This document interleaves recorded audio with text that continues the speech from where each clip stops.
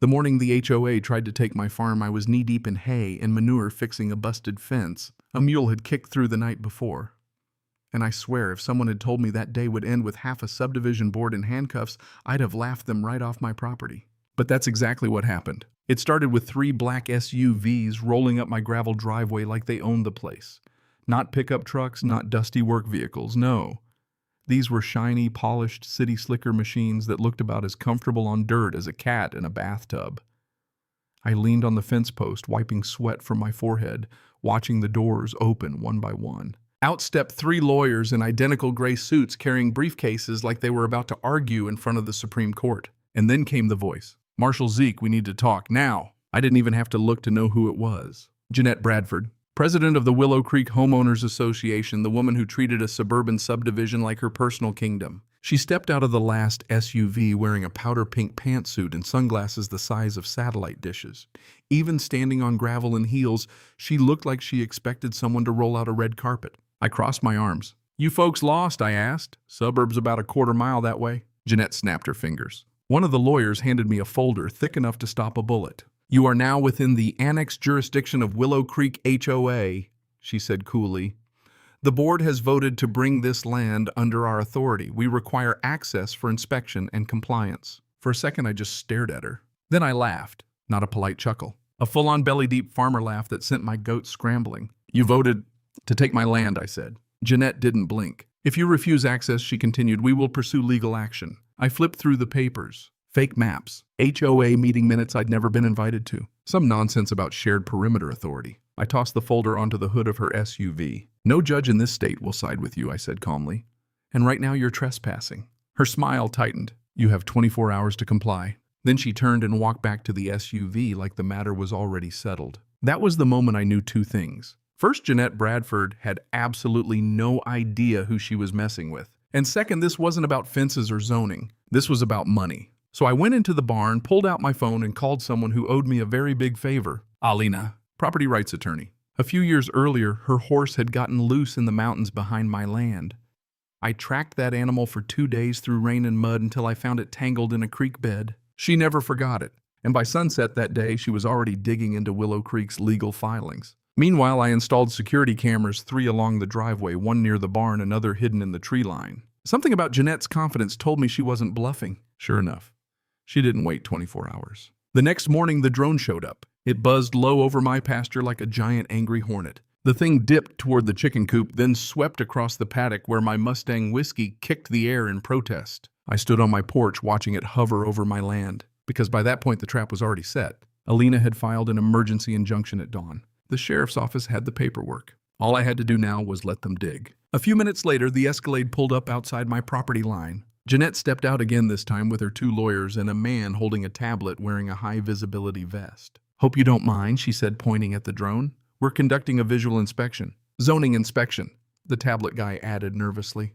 I shook my head. "Zoning doesn't apply here." Jeanette ignored me. "We've received anonymous complaints about unsafe livestock containment." She pointed at my barn. "That structure appears non-compliant with fire code." That's when I walked down to the property line and held up a rolled document sealed in plastic. "Temporary restraining order," I said. "Signed this morning." Jeanette's lips parted. "You step 1 foot on this property," I continued calmly, "you're violating it." One of the lawyers frowned. "We were under the impression that order hadn't been filed yet. That drone's already been reported to the FAA," I interrupted. "And your 5-minute head start just expired." Right on cue. A sheriff's cruiser turned onto the road. Deputy Morrill stepped out, read the order, then looked at Jeanette. "You were served this morning," he said. Silence. "You still showed up." One of the lawyers raised his hands. "We didn't receive confirmation." "Doesn't matter," Morrill said flatly. "It's active." The drone operator immediately started packing up. Jeanette stood there stiff as a statue. "You don't understand what you're doing," she said. "This property affects our community's value." Morrill folded the document. "This conversation's over," he said. "Leave." Watching her climb back into that Escalade, I had the feeling that was only round 1. And I was right. Because that night Alina called with something interesting. The drone license wasn't registered to Jeanette. It belonged to a shell company, signed by the Willow Creek treasurer, Paul Henley. And that's when the twist hit. This wasn't just a power-hungry HOA president. This was a land grab. The more land Willow Creek controlled, the more dues they could justify collecting. And somewhere in their books, a lot of money was missing. 2 days later, something unexpected happened. One of the HOA board members contacted me. Her name was Carla. She showed up at my farm after dark with a stack of folders and the look of someone who'd just realized they'd been sitting on a powder keg. Inside those folders were 6 months of HOA memos, invoices, bank transfers, nearly $80,000 paid to a fake vendor, a shell company that didn't exist. They're laundering dues, she said quietly. And if they annex more land, they raise fees. Then she dropped the real bomb. Jeanette had been meeting with an out-of-state developer. Their plan: force farmland into HOA jurisdiction, then rezone it into housing lots. My farm was step one. If they surrounded it on 3 sides, they could drag me into litigation for years, long enough to pressure me to sell. That night, Alina took the documents to the state attorney's office, and the dominoes started falling. Within days, investigators showed up.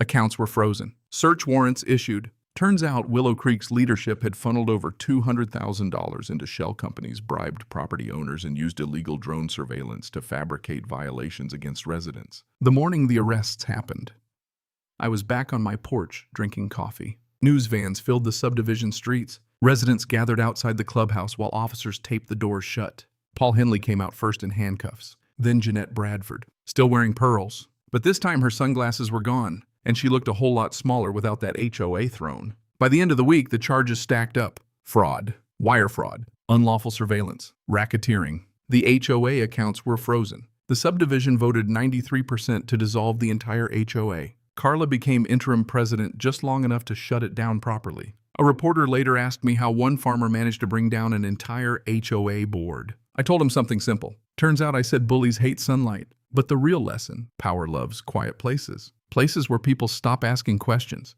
because the grass is trimmed and the pool stays open. That's how corruption grows. Not with explosions, with silence. A few weeks later, the residents threw a small gathering at the community hall up the road. Families, retirees, young couples. Folks who had been bullied for years without realizing how deep the scheme went. Carla raised a glass. To Zeke, she said, the man who reminded us fences don't just keep things out, they protect what matters inside. I didn't make a speech, just tipped my hat. On the way out, a man stopped me in the parking lot. One of the landowners the HOA had tried to buy out. They offered me cash to sell, he said quietly. I almost took it. I nodded. But you didn't. He shook his head. Didn't trust it. Back at the farm, things settled down. Goats bleating, wind through the pasture, just normal life again. I fixed the gate they'd broken and added a new sign by the fence line. Not a warning, just a reminder. Private land protected by the people who live here. And every once in a while, when the wind rustles the trees and the camera light blinks quietly in the corner, I remember Jeanette Bradford standing on my driveway thinking she could vote my land away. Now here's the question that still sticks with me. If I hadn't fought back, how many other people would have lost their homes before anyone noticed? So I'm curious what you think. When an HOA or any authority starts pushing beyond its boundaries, where should the line really be drawn? And have you ever had a neighbor, HOA or official, try to bully you out of your own property? Tell me your story. Cảm ơn các bạn đã xem video.